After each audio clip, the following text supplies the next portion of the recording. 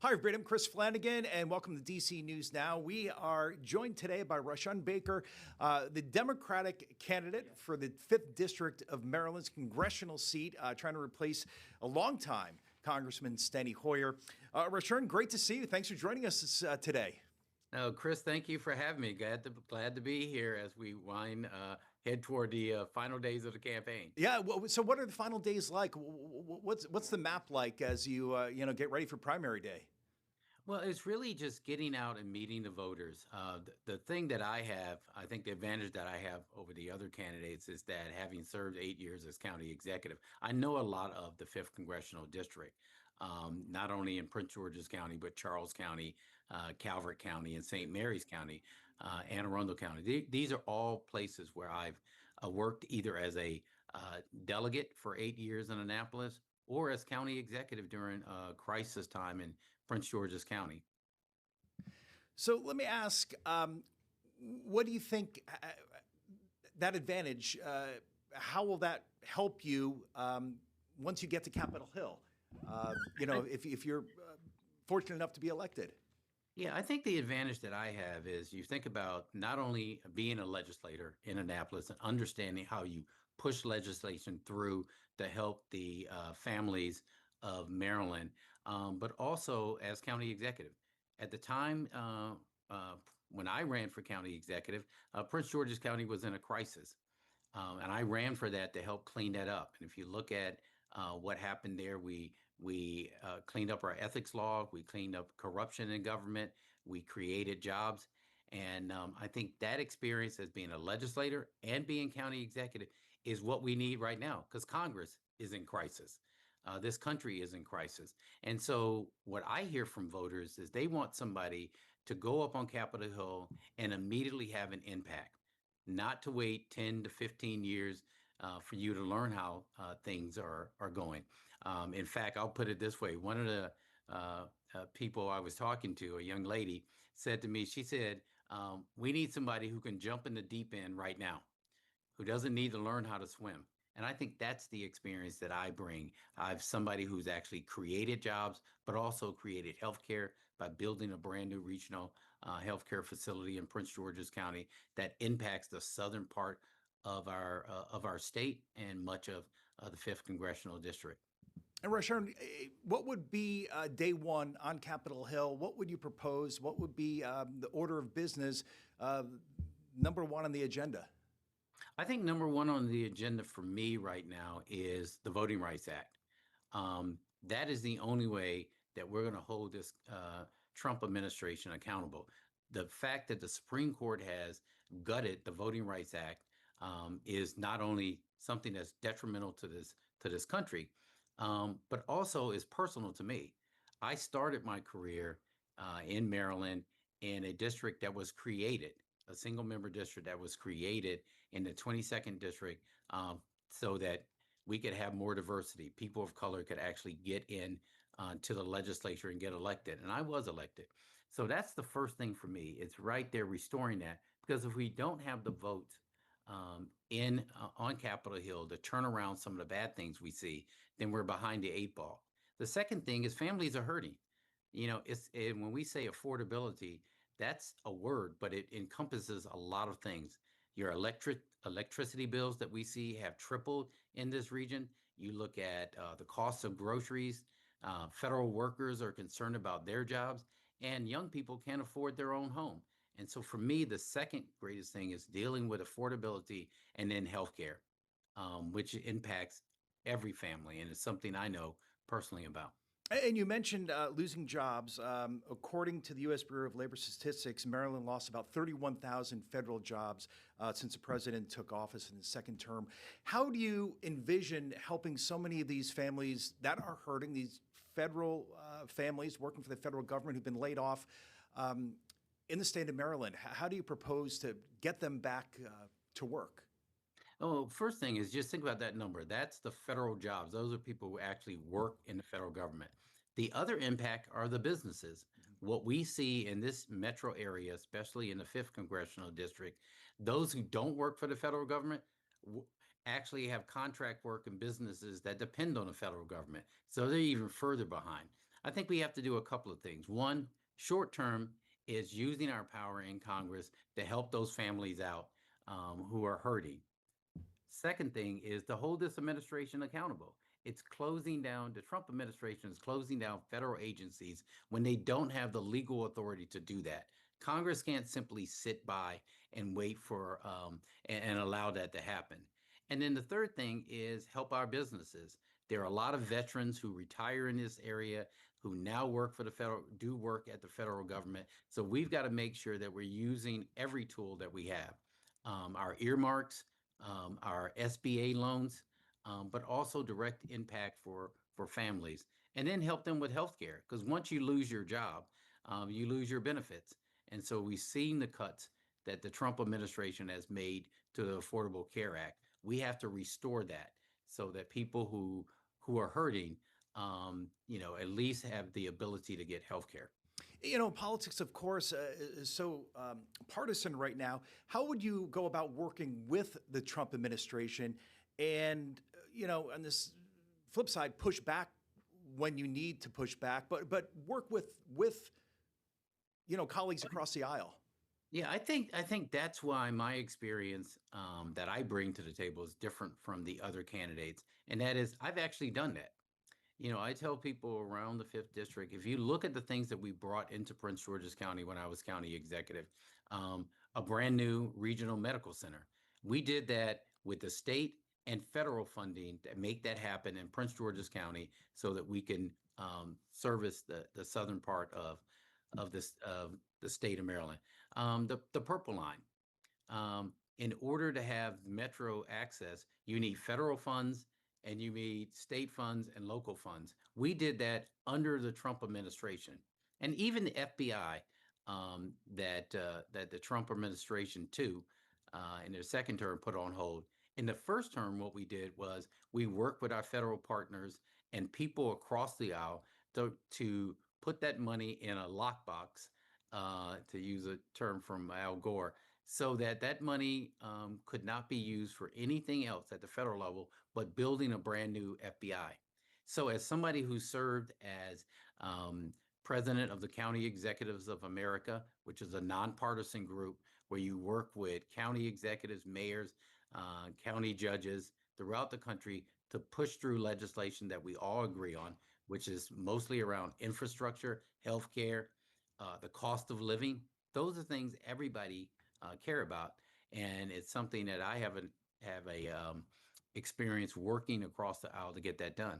You want to bring that to Capitol Hill, but as you said, at the same time, you have to hold the president, the Trump administration, for all the things they're doing accountable. But you also have to hold Congress accountable for advocating its responsibility to be the check on the president. And how do you get through that gridlock? Because right now, it doesn't seem like a whole lot is getting done on Capitol Hill. There's so much gridlock and there's so much, it's so divisive right now. How do you break through that? And, with your experience you're talking about, how do you cut through that? I think that's why being an executive and then going up to Capitol Hill is going to be such a benefit. Is you've actually had to work through gridlock in order to get things done day to day as an executive. And there are a number of executives or former executives who are in Congress right now, and we come together and understand that we coalesce around those issues we can all agree on. People are spending too much time in their cars. If you're going down 210 or some of our major highways, that's something it's not red or blue. It's not purple. It's people's quality of life. Healthcare. The fact that people are going without healthcare benefits is something we can all agree on. And certainly the cost of living. Look at what is happening with our electricity bills. These data centers that are causing everybody's electricity bill and water bills to go up. That's not a Republican or Democratic. It hits everybody across the board. And those are the things that I said as county executive and work with folks across the board so that we can get them solved. Some people might say, why in the world would you want to jump back into politics? You had a great run, as a legislator and a former Prince George's County executive, of course. There's so much dysfunction and, divisiveness on Capitol Hill. I think some people might be scratching their head. Why get back into this rat race?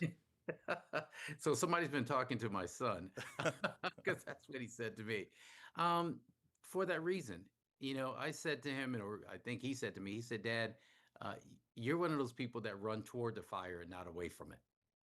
I think at this time in our nation, in our government, we need people who can go in there right now and get things done. I've done it when we had a crisis in Prince George's County. I've done it when we were under funded in the state of Maryland. And we need that type of experience that on day one can work across the aisle, but also hold people accountable and more importantly, understand how you actually get legislation that impact people's lives. That's what I look forward to doing when I get to Capitol Hill. Uh, Rushern, Congressman Hoyer, in the last couple of years, has taken a little bit of a step back in leadership as he's gotten up there in age. How would you legislate perhaps differently or compared to him? And what do you bring that's different than Congressman Hoyer? Well, one of the things, I mean, I think you said a very important thing about this seat. For the last 44 years, we have gotten used to the fact that Congressman Hoyer is a leader on Capitol Hill, and that when he speaks, people listen to him. The next person coming in there has to have that same gravitas, that same respect on Capitol Hill of folks knowing on day one that that person has the experience. So when they stand up and say, here's where we need to go, that people will listen. I think that's the experience I bring to this seat. It is a very important seat, and you have to, at least in the DMV, have the respect of people who know you've delivered, not just what you say, because people say a lot of stuff on a campaign trail, but they need to know that you actually delivered before. And I think that's the gravitas that I would bring up there. And it will be different than Congressman Hoyer, but the gravitas and the experience at the local level working with people to solve families' problems is what I would bring. And Congressman Hoyer, I believe, is 86. Do you believe there should be age limit in Congress? You have Chuck Grassley from Iowa, the senator. He's in his early 90s, 92. Delegate Eleanor Holmes Norton, of course, here in D. She's 88. Would you agree to a term limit if elected? No, I don't believe in term limits, but I do believe I self-termed myself. I had 8 years in the Maryland House of Delegates, and I decided to run for another office. I think it's really the passion and energy and whether you're effective should determine whether you stay in office or leave office. I know for me, I'm not trying to be the Speaker of the House up there. What I want to do is go to Capitol Hill and solve the problems that I see happening to working families every day in the 5th Congressional District. So if the people, elect me and I go up there and do a good job, I think they should have the opportunity to reelect me. So. And you had mentioned you ran for another office, you ran for governor twice. What does that experience, obviously not winning, but what does that experience, how does it help you uh, perhaps propel yourself That to is perfect. Capitol Hill? I actually learned so much more during those two races. You learn a lot more, people say, losing than winning. But what I learned in those two races was what this district is like. Spending more time outside of Prince George's County and spending more time in Charles County and Calvert County and St. Mary's County and Anne Arundel County. You think about it, a guy from Prince George's County actually won Calvert County in the gubernatorial election and came very close to winning St. Mary's County because I got to know Maryland as a whole, but more importantly, I got to know the people in the 5th Congressional District and their needs and concerns. And a lot of those are things that I feel personally. Veterans, I'm a veteran myself, but I grew up in the military. Government workers, I started my career in government. And so I got to know the district in a way, a more intimate way, and that I think, it's better than during, the campaign. And it's a pretty vast district there. You mentioned some of the counties, Charles County and Arundel, St. Mary's. How are they all different from, say, Prince George's County? Well, the unique thing about Prince George's County is it's suburban, urban, and rural at the same time. So you get that feel. But as you move down to Charles County and Calvert County, um, the thread that I think is just the best thing about this district is the fact that it's really a lot of military people. It's veterans who have retired here, and so their needs, whether it's access to medical care, veteran benefits, some of the issues that I deal with when my mom calls me and asks me about what's going on with their health benefits from the veterans, as being the spouse of a veteran. Um, so I think it's those issues. Southern Maryland, you're certainly looking at, healthcare. One of the reasons we built a regional healthcare facility in Prince George's County is that we saw the problems with access to healthcare in the southern part. If you look at the impact the Trump administration's cuts to Medicaid are going to have, is that we've already lost jobs at MedStar in the southern part of our district, but we could potentially lose more. So people want access to healthcare, and they also want access to infrastructure so they're not spending their lives on the road. And so I think I've learned that from folks in Charles and in St. Mary's County and Calvert County and Anne Arundel. Rushern, both parties, Democrat and Republicans, it seems like the fringe, they kind of have loud voices and are oftentimes steering the party. How does a moderate Democrat work with some of the progressives in the party? How would that look? Much the same way you do with people who are on the far right, or Republicans. There are certain issues that are, you know, everybody can agree on. I learned this both as a state legislator, but especially as a county executive, where you just have to get it done. And so if you're talking about transportation, um, there are people who believe that we should do rapid and sustainable development. I agree with that. So that's why we need, light rail and a metro across the Woodrow Wilson Bridge. I think those are things that we can agree on. The environment. We all want to make sure that we have a clean environment for our kids. There are issues. And when I was county executive, the way we did that is we started doing development around metro centers. So there are issues that we care about. And then the thing I think is at least from the left, the progressive, is they're concerned about the war that's going on right now in the Middle East. The fact that we're spending more money for a war that the president started, that Congress hasn't approved, while we're not helping people who are losing their benefits, who can't get their grocery bills are too high, and who are making choices between paying for their prescription drugs or paying their mortgage. That's something we're all going to be able to agree on now, and so that's what I look for. Is finding that common ground, which, as I said before, you have to do as an executive because you got to get things done. But it's also the reason that that we created this democracy that we have. It is really based on compromise. What is your take on data centers? They are starting to pop up all over the DMV. Some people love them, some hate them. They're very controversial. If you were elected as congressman, what's your take on data centers? Yeah, my take on them is that there needs to be a moratorium on the data centers, and the reason is this is like the Wild Wild West. These things shot up in um, in Virginia, and everybody was really excited because it created jobs. It was the new technology coming, but no one understood the impact it was going to have on our energy bills or on the environment. So that means both at the state level, but especially at the federal level, we need legislation to rein this in.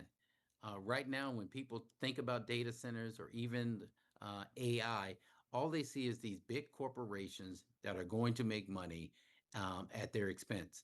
And so I think that we have to, at the federal level, have legislation to make sure that we have the guardrails around this so it's not impacting our utility bills the way they are, electric bills and water bills.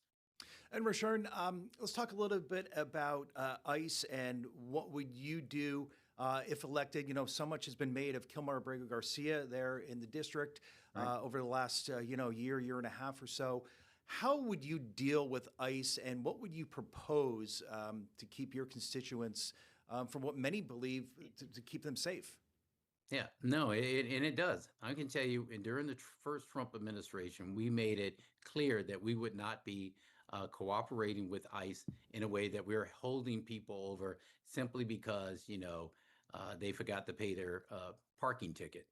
Um, ICE is a federal agency, and it is up to Congress to put the guardrails on it. And so for me, I think we need to push back. Look at where most of the spending is happening, right? ICE got more money, Homeland Security got more money than any other agency. That is ridiculous.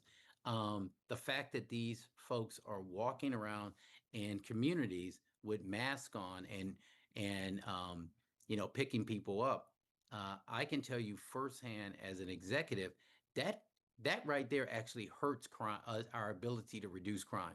You know why? Because people don't report things that happen to them because they're afraid they're going to be caught up in ICE.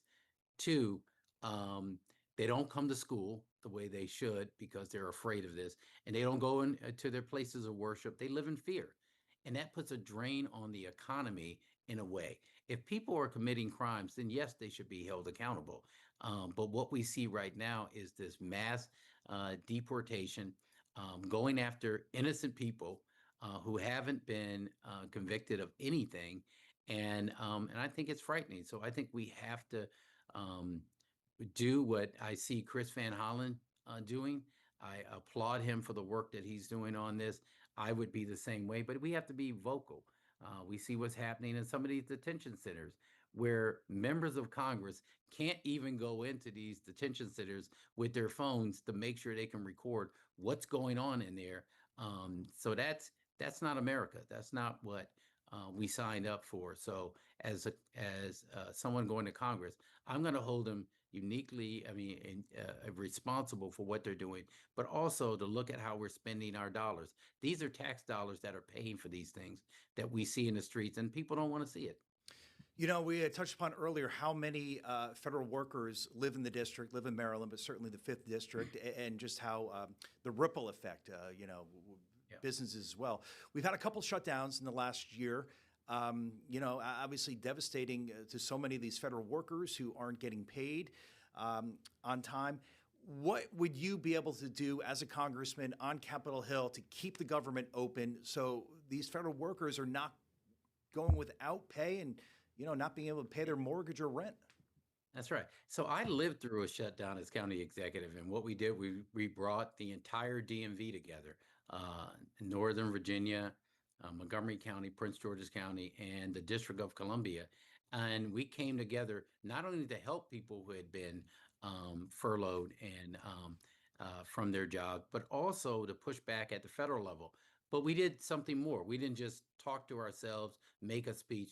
We also called our colleagues throughout the nation and said, this is going to impact you. The jobs may be located right here in the metro area, um, but the impact has a ripple effect out there. So the other thing I think is a smart idea is let's put Congress's, our paychecks tied to a government shutdown. If we can't pay our federal workers, if folks who are depending on their benefits from the Veterans Administration, like my mom, can't get their benefits because there's nobody there to answer the phone, then Congress should um, withhold its pay. And that way you would have an incentive to come to an agreement quicker if you can't pay your mortgage or your health insurance is in danger. So that's something I'd be in favor of. We've got to hold ourselves accountable, but we also have to hold the federal government accountable. Yeah, I think a lot of people would like to hear that. Yeah, You know, they're not paid. The government workers aren't getting paid. that's right. Let me ask you about teacher shortages and classroom overcrowding. Is this something that the federal government can work with in Prince Oh, George's County, or is that more a local level? How can the federal no, government help with that? no. The federal government has a unique and critical role around our education system. Once again, I can tell you from executive experience, we put 62% of our dollars that came to Prince George's County in our school system, but that doesn't cover the cost that we need. Special needs, free and reduced lunch, all of those things. The federal government has an obligation and a big part that they can help us. Teacher recruitment.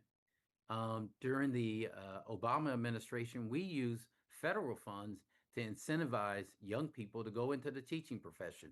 We also use funds from the Obama administration to incentivize teachers and people who work in schools, whether they're nurses or sociologists and family clinicians, to go into that field by incentivizing them. That's where the federal government comes in. You have the state government that has its role. You have the local government, but that big piece at the federal government is important because the one thing that the federal government, and this is something I want to work on, can speak to that nobody else can. They can speak to education and reform across the nation. Most of the time it's state and its jurisdiction, but the federal government can do that. What we find now is that critical programs have been shut down and canceled because the Trump administration and Congress has allowed this to happen, has unilaterally destroyed the Department of Education. Let me ask, final question here. The political base has aged and thinned a bit. How can you convince some of the younger voters, there's some younger candidates out there, that you are the best candidate for some of these up-and-comers and some of these young folks there in Prince George's County and the other counties, Anne Arundel County, St. Mary's as well, Charles County? No, I think it's critically important that what I find out when I'm talking to younger voters is what they care about is the impact immediately. They want someone who's going to go up there, not just make a speech, but also have an impact on their lives right now. And that's the same thing you find with older voters, quite honestly. And that's why I tell them I'm the best candidate because of all the folks that are running. I'm I'm the only one that's ready on day one to actually deliver on these issues. And the reason I know I can deliver on these issues is I have a track record of doing it before. So what I say to people is, um, don't trust me, verify. Go and look at the past. Past is a prediction of future performance. If I said we were going to increase funding in education, and I did that as county executive, then that will tell you what I'm going to do moving forward. If I said I was going to protect the environment, which I did as county executive, then that's an indication I'm going to take that same fight to Capitol Hill. So I think they want immediate action. That's the thing I've learned, at least from my children, that they want to see. Excellent. Just real quickly, if anyone wants your website, where can they find all this info? It's rushernbaker.com. Please go there. It's an exciting time for us. We're looking forward to winning this race. All right. Well, best of luck. And Rushern Baker, really appreciate you taking a few moments, spending some time with us. Thank you very much. Thank you for having us, Chris. Thank you. You're welcome. Thank you.